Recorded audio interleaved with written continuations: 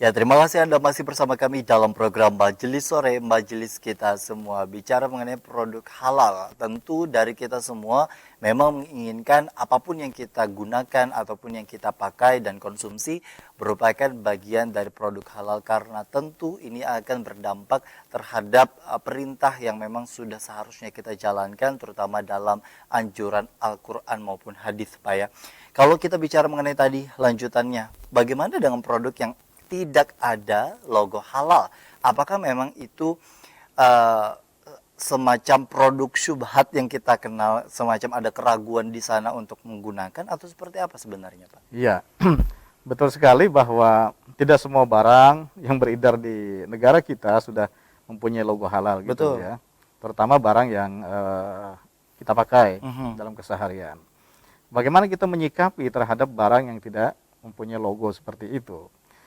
Nah, sebenarnya begini, Undang-Undang Nomor 33 Tahun 2014 tentang Jaminan Produk Halal itu sudah memastikan bahwa semua barang, baik yang diproduk dalam negeri maupun yang diimpor dari luar negeri, harus mempunyai logo itu. Nah, harus mempunyai logo halal itu. Tapi katakanlah ada gitu ya, barang yang tidak mempunyai logo itu. Tentu saja umat Islam harus sangat berhati-hati. Kita lihat, biasanya kan ada Komposisi. komposisinya, keterangan tentang apa saja yang ada di situ.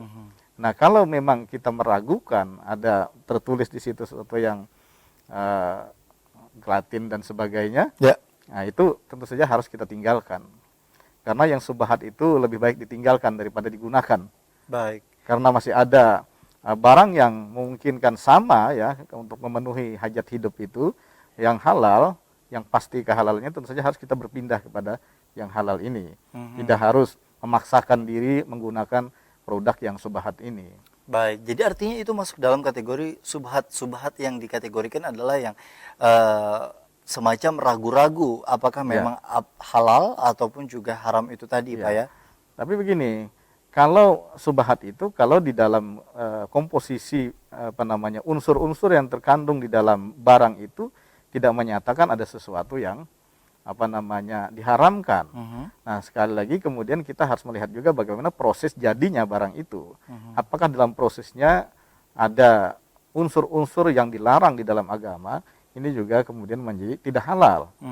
Nah, jadi barang itu harus secara zatnya, ya, bendanya, dia harus halal. Kemudian proses pembuatannya juga harus dengan cara yang halal. Dia tidak boleh umpamanya dicampur dengan yang lain, walaupun pada kesudahannya dalam result ya, dalam hasil tidak lagi terkandung umpamanya barang-barang atau unsur yang terlarang. Tapi dia telah berproses menjadi bagian dalam proses produk ini ada sesuatu yang terlarang, yang haram, maka itu termasuk sesuatu yang dilarang, menjadi tidak halal. Baik, artinya juga perlunya edukasi kepada masyarakat untuk mempelajari, bicara mengenai bahasa-bahasa Latin yang ada di komposisi-komposisi kadang juga, Pak ya.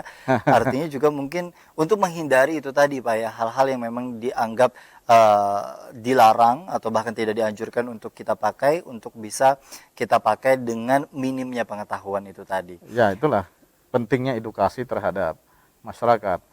Makanya sebenarnya UIN Antasari ini salah satu tugasnya adalah melakukan pengabdian kepada masyarakat, memberikan edukasi terkait dengan tidak hanya persoalan-persoalan ibadah-ibadah mahdoh, tapi juga seluruh kehidupan, karena seluruh kehidupan ini akan dipertanggungjawabkan di hadapan Allah Subhanahu wa Ta'ala.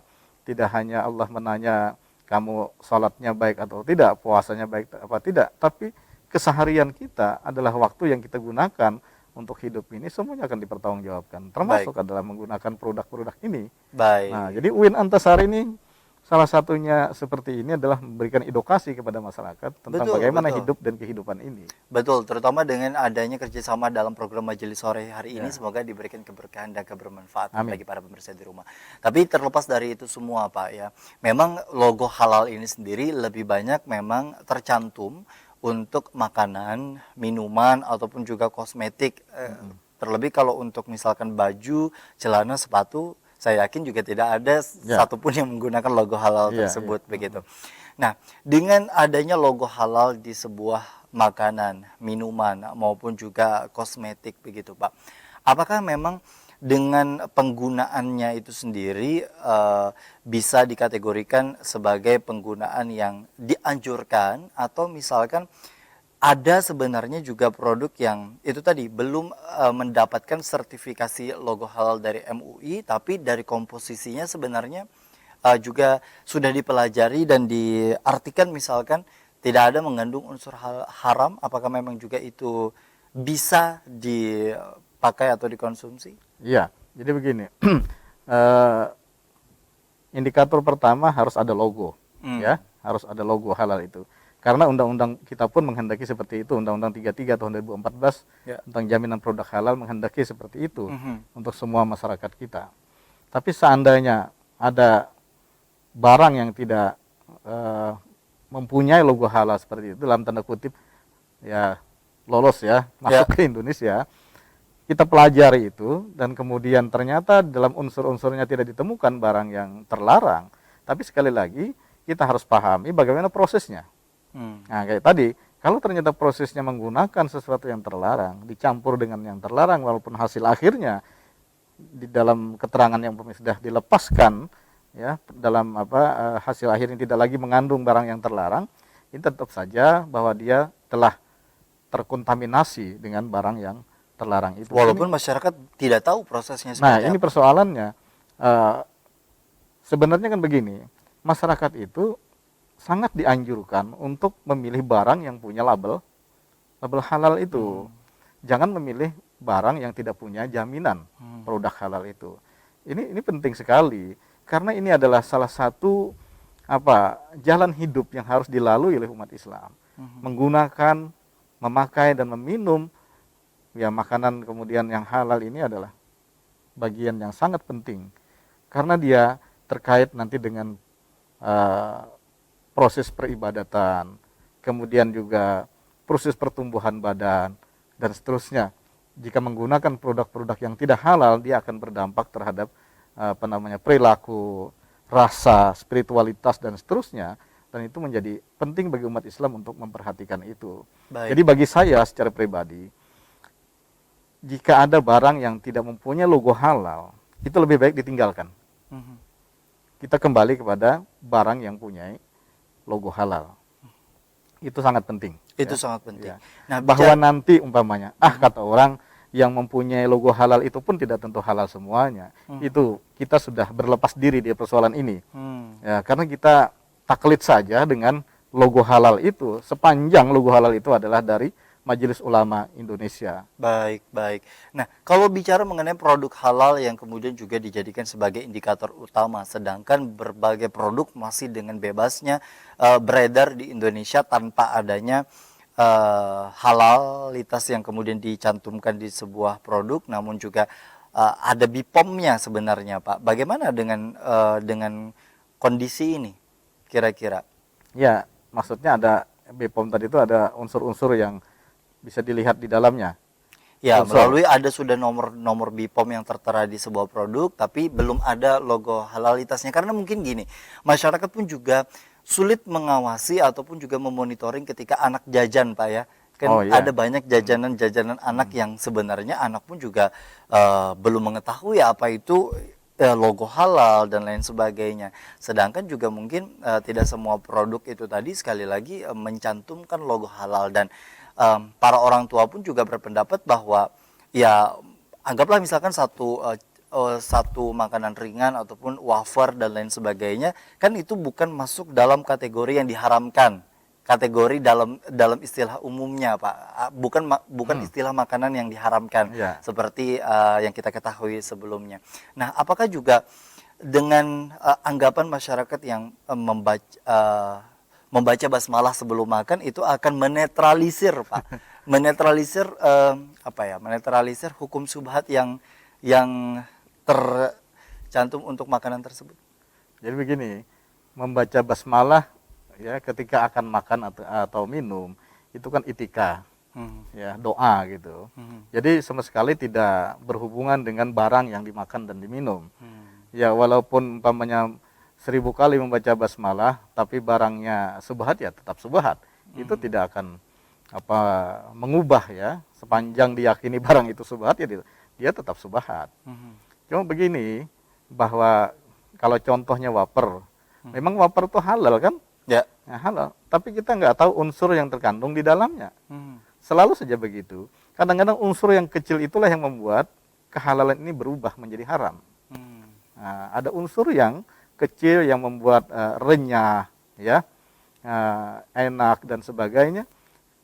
Unsur ini kemudian bersumber dari yang terlarang di dalam ajaran agama Islam, maka wafer itu menjadi tidak halal, menjadi haram karena dia telah terkontaminasi dengan benda yang haram, benda yang Baik. terlarang di dalam Islam. Ya, mungkin ini cukup sedikit berat ya, karena artinya mungkin menjadi PR bagi orang tua, bagi keluarga, bagi kita semua bahwa pentingnya mencari produk halal walaupun memang bukan hanya sebatas makanan dan minuman. Nah, ini sekarang Oke. bukan Jadi gini, bukan hanya bagi kita sebagai orang tua dan anak-anak, ini adalah tugas negara. tugas negara. Tugas negara dalam konteks hak asasi manusia, bahwa kita mendapatkan makanan, minuman, pakaian yang halal sebagai mengamalkan dari ajaran Islam itu jaminan negara, Mhm. dijamin oleh negara. Mhm. Karena negara berdasarkan ketuhanan yang Maha Esa, kemudian negara juga menjamin setiap penduduk untuk menjalankan ibadah dan agamanya itu. Nah, salah satu bentuk menjalankan agama kita adalah memakan, meminum, memakai barang yang halal. Oleh karena itu negara membuat regulasi dalam hal ini. Mhm. Undang-Undang 33 tahun 2014 itu telah memberikan kepastian bahwa semua barang yang beredar di Indonesia, yang diproduk dalam negeri, kemudian yang diimpor dari luar negeri, itu harus berlogo halal. Baik. Jadi begini, kita sesungguhnya menginginkan semua produsen Mhm. itu memastikan telah menguji sampel barang yang dia produk kehalalannya ke lembaga yang ditunjuk oleh pemerintah dan capable. Nah, gitu. Jadi saya kira begini, masyarakat harus punya sikap. Kalau barang itu tidak punya logo halal, jangan dibeli. Baik. Ya, kita memaksa semua produsen untuk melakukan labelisasi halal yang serius gitu, yang nyata, yang pasti. Baik, baik. Nah, itu tuh ternyata bahwa memang juga negara diharapkan untuk hadir, Pak ya. Bahkan Iya. memang itu menjadi harapan bagi kita semua. Bicara mengenai produk halal, ini kan juga itu tadi berdampak kepada sikap kita, kemudian juga cara kita beribadah, rasa, emosi dan lain sebagainya begitu. Nah, terlepas dari yang namanya masuk ke dalam, kan kalau makanan atau minuman mungkin masuk ke dalam, Pak ya, Iya. seperti vitamin pun dan lain sebagainya masuk ke dalam. Bahkan juga vaksin. Nah, yang mungkin juga Iya. menjadi bagian yang hari ini begitu kontroversi. Tapi sebelum kita bahas itu semua, kalau bicara mengenai kosmetik mungkin mewakili ibu-ibu, Pak. Kalau kosmetik kan sifatnya dioles, diaplikasikan di bagian kulit terluar begitu. Apakah juga seberapa penting itu kemudian apa ya, Harus halal. semacam menggunakan atau menjadikan indikator utamanya ada produk atau logo halal itu tadi, Pak? Ya, jadi begini, orang Islam itu kalau ya dia menggunakan barang yang tidak halal, pada suatu saat sampai waktu dia akan beribadah, dia akan sholat. Kalau masih digunakan barang atau benda yang dipakainya itu adalah sesuatu yang najis, maka ibadahnya tidak akan diterima. Karena dia tidak dalam keadaan suci. Baik. Nah, gitu. Entah itu pakaian, entah itu kosmetik ya, entah itu juga yang lain daripada itu yang dipakai untuk sholat umpamanya, maka sholatnya tidak diterima, tidak sah karena dia bernajis. Suatu yang yang haram di situ, umpamanya ada unsur-unsur dari najis, yaitu sholatnya tidak akan diterima. Karena itulah maka kosmetik juga harus menjadi bagian yang dipastikan tentang kehalalannya. Ya. Baik, baik. Nah, nanti kita akan tanyakan Pak seputar dengan bagaimana dengan kalau kondisi kita yang berpelancong ke luar negeri, yang dimana sulit sekali, apalagi mungkin juga berbeda kebijakan, berbeda regulasi, yang dimana semua di sana pun juga tidak hanya merujuk dalam satu lembaga MUI, beda lagi Ya. tentu. Nah, bagaimana dengan nanti merujuk kepada kondisi seperti itu? Kita akan kembali, tetaplah bersama kami dalam program Majelis Sore. Majelis kita semua. Majelis